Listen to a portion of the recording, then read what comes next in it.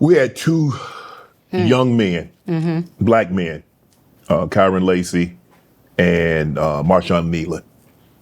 And we kind of briefly touched on it, not those guys specifically, but mental health in the black community. Do you think there were signs that these young men were dealing with something? It come to find out, I think the police in Louisiana said something about he caused an accident that cost someone his life, and the reports about he was about to get indicted, and it was just overwhelming.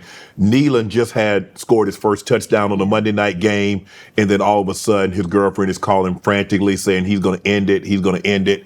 What with the black athletes and mental health? Because I think now more guys are getting more black. Let's speak to that because this is our community. Are starting to get in touch with their emotions, starting to get in touch. Not as much as probably more need to, but we are starting to see that shift where black men are not so rigid. Like, man, I don't need. I'm fine. My daddy didn't do it. My grandfather didn't do it. What do you think caused the shift, and how can we prevent the Marshawn Kneeland and the Kyren Lacy situation? You said something really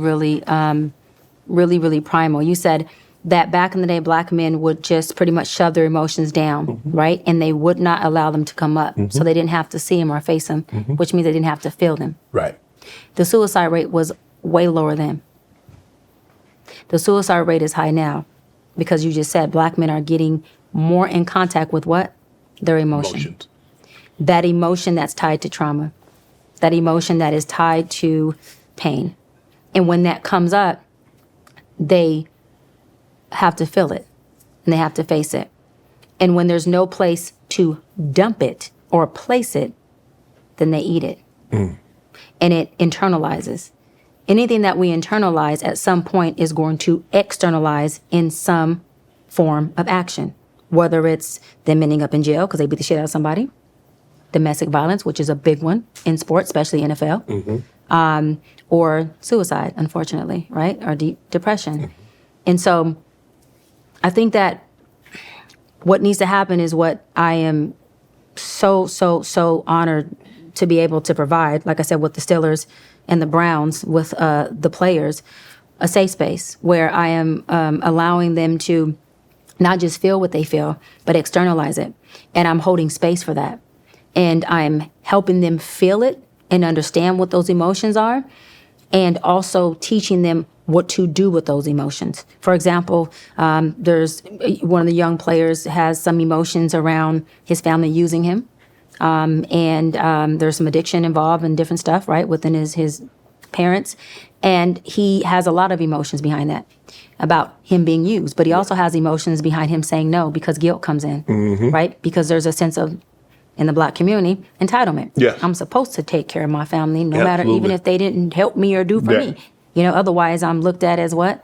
The sellout, or the dude who didn't do nothing for no one. Right. And so he's dealing with the duality of I'm being used and it feels horrible, right, to be taken advantage of by my parents who did nothing for me, but I feel guilty when I say no. So what I mean by helping him is helping him identify those emotions and then teaching him how to set boundaries that help him regulate his emotions. See, boundaries are not for people, they're for us. And they are emotional regulators, which says, look, mom, dad, I'm gonna give you this amount a month. That's all you get. After that, him and I are still working on what? The guilt that comes from when they ask for more, him saying no. No. That may sound like a small problem to people, but to your point, that small problem to us puts that boy in a dark space of depression. And if we don't see that sign as big because it's small to us, that suicidal ideation can turn into the act of suicide. Manifest. And depression turns into suicidal ideation. And so my job, and I feel like it should be all of our jobs, I mean, every human, because mental health is a human right, not just a one race or gender right, but especially within our black community, is what I said early on. The check-ins need to be deeper than just, you good? When you know they're not good. Right. Stop asking people that. What's going on with you? Talk to me. Or talk to somebody else. I'm not leaving until you talk. No, I'm going to sit here until you express something. I'm going to call you. I'm on my way. Well, let's take a drive. Well, let's go have coffee. Let's go have tea. Let's watch a movie. Right? Those things have to be where we show more care and compassion. Right. I have to do it with the guys. Them guys sitting there, and a lot of them are just like, you can tell it's at the tip of their tongue. And I'm still pushing and pushing and poking. I even sometimes appropriately confront them and say things that are completely rude and off that I know will trigger them. Because if I can trigger the emotion to come out, then we got it to be externalized. I just need it to come out. You need them to verbalize. We need it to come out. And I need you to know it's okay. So we have to start creating safer spaces for our loved ones. And loved ones don't mean someone you live in a house with or you love. I'm talking about you see someone on the street and you're just a loving person that looks like us. The check-ins should be there. When I see a man get off the plane with a cane and he's a black older man, I have waited next to him until his wheelchair came and said, I'm gonna wait with you. And he goes, you are? But that's just me checking in with this older black man because you're here with nobody. So I'm responsible as a black woman to sit here and make sure you are cared for because I'm going to take on that responsibility. And that little waiting for him made that man's whole year. Yep. He kept looking at me and he goes, you're just an angel. No, I'm a human that's trying to do shit right. Right. And I respect my elders. And I would want someone to do it for my father or my grandfather or my husband. Yeah. So I'm going to do it for you. So we have to do them check-ins. You said, were there signs? There's always signs. And I'm not blaming the loved ones. I promise I'm not. But we do have to be accountable because I'm telling you, we see signs. We are too busy to get involved. Or them in the same thing he's been doing for the past 4 or 5 years. He's been doing that since he was 13. Mm-hmm. But he been dark since he was 13. Right. And you've been doing the same thing you've been doing since he been 13. Just letting it do what it does. Letting him get back on the football field. And you know, because you play ball, a lot of these kids, especially these black kids, I'm learning from working with the NFL so close now from a mental health expert standpoint, the black boys don't have supportive families. They have entitled families. You, not saying you had an entitled family, but you had a family that you took out of poverty. So you get it. I'm not saying they were entitled, but you went back and still gave it to them as though it was your duty. And I'm not saying it wasn't. But you did that like it was your duty. These black young men, Shador is an anomaly. Yeah. He is an anomaly. A very blessed young man to have that, okay? Yes. Yeah. Those boys don't have that. And I'm calling them boys because they in their 20s, they 22, they think like boys, they make a decision like they don't have that support. And the NFL needs to do a better job, which they are.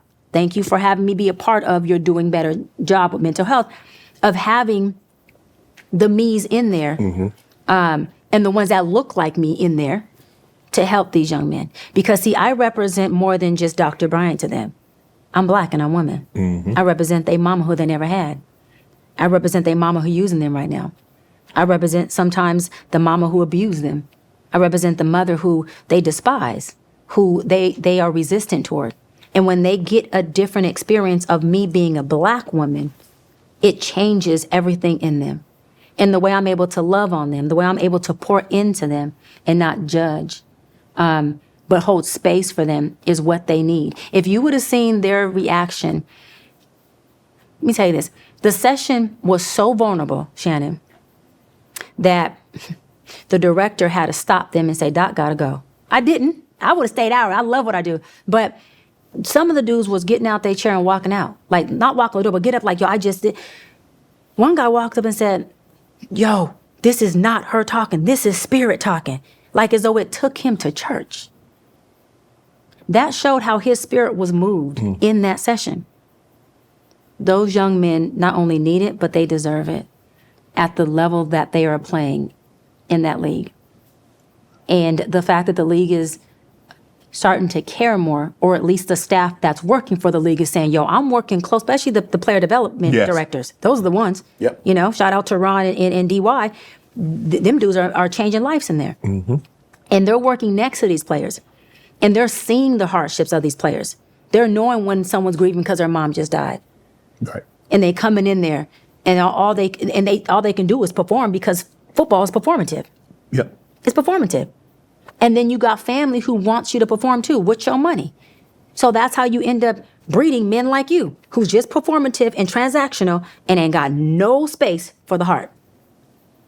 Love you to death, but we don't want a gang of Shannon Sharps running around from that capacity. Now, the shit you do that's good here, we do. Yes. But from the place of being disconnected from yourself as a man or the heart space, We don't want that because then we don't get husbands. Right. We don't get, I'm not saying you're not a good father, but we don't get fully involved fathers. We don't get families. We don't get the real wealth. We get detachment. Right. We get transactional. We get someone who can perform. And so because all you can do is that, all you want to do is be able to perform in my body. And that ain't good enough.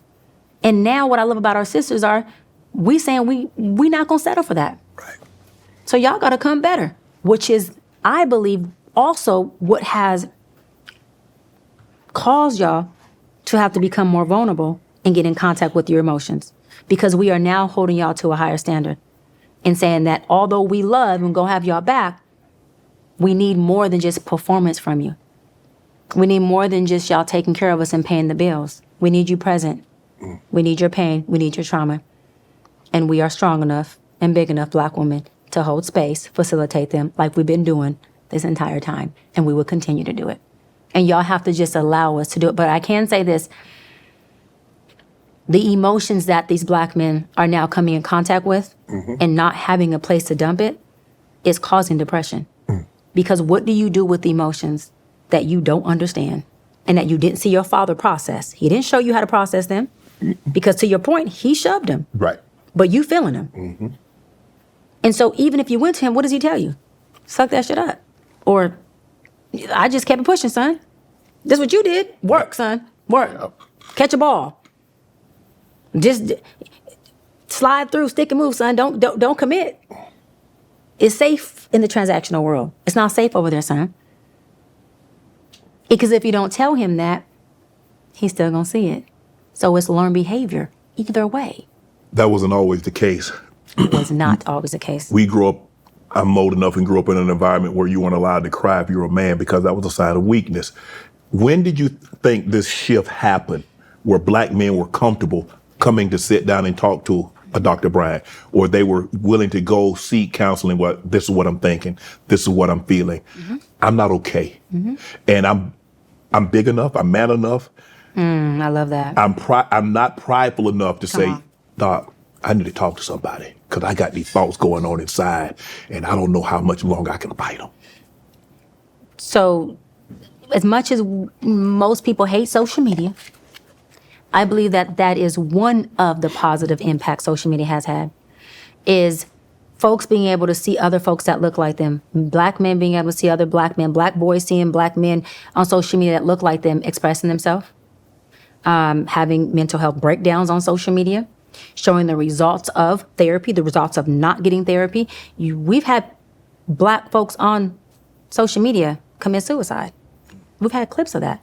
I think social media, the power, the positive power that it does have is the witnessing of other people having the same crash out or mental health crisis as we as a viewer are having, and normalizing it for us so we don't feel alone, and then seeing what they did to cure it or to help it and saying, you know what, I want that help too. Right. I think when you don't have the vision of what is possible for you, like the Bible said, we perish. We perish. Right? The Bible says it. It says people without a vision do what? Perish. Wow. And it says hope deferred does what? Makes the heart sick. So when you lose hope, we have a sick heart, which make what? Sick people, whether it's physically or mentally. But one thing you said that I love is you said them coming to session and being like, okay, doc, you know, I'm broken, or I have these thoughts and I feel this way. Y'all don't come to session like that, by the way. It takes a while to get them. Y'all work my ass, okay? It don't be like that. Especially Black men. You come in session, and I love this about you. Listen, I have a soft spot for my Black. I love y'all, boy. Y'all come to session. I don't even really want to be here. I don't even know why I'm here, but I'm here. Or my wife made the appointment, or y'all sit in session, and I love this part. You're waiting for me to create a safe space. Why do I love that? Because I am not entitled to hear your issues just because I have a title. You should make me work to create a safe space for you so that you know you can trust me. However, you should do that as well in your relationships before you putting your penis in a woman. You should make sure that that body No, we ain't got and that that kind of time. space, Yeah, we ain't got that that kind of body time. and that space is safe, so that your trauma and your issues wouldn't become buried in your codependency on and sex. Damn. And you would be able to gain a sense of self and not a sense of your codependency, where all it does is trigger and inflame your traumas and your existing self-hate and issues. And then we would have better men, not for women, but for themselves. And the suicide rate is the highest in Black men. Really? Do you know what the root of suicide is? It's self-hate. It's identity crisis. You have to hate yourself so much and the identity that you tell yourself you have to want to kill the biggest part of you. That is an identity crisis. But then you don't realize, okay, I'm hurting so bad. And if I do this, I'm no longer hurting. But you miss the most important part. The people that you leave behind that gotta hurt forever. Because now they question, where did we go wrong? What did we do wrong? What signs did we miss? And you know what's funny? The people that you want them to think about that's gonna hurt the most when they're gone are the people that got them in the pain that hurts them the most. Wow. So you think they give a care about leaving you? Let me tell you something. I've had a boy sit on my phone and tell me that he was going to kill himself in the kitchen, time it so perfectly so that his father could walk in and see him, because he wanted his father to feel the pain that he projected onto him that he was not aware of. You think that little boy cared about his father being in pain for the rest of his life when the whole intention was killing myself is the measurement of the pain that you have projected onto me?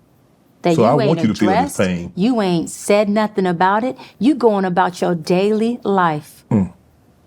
Dating, working, doing whatever you're doing. And I am bleeding to death in front of you.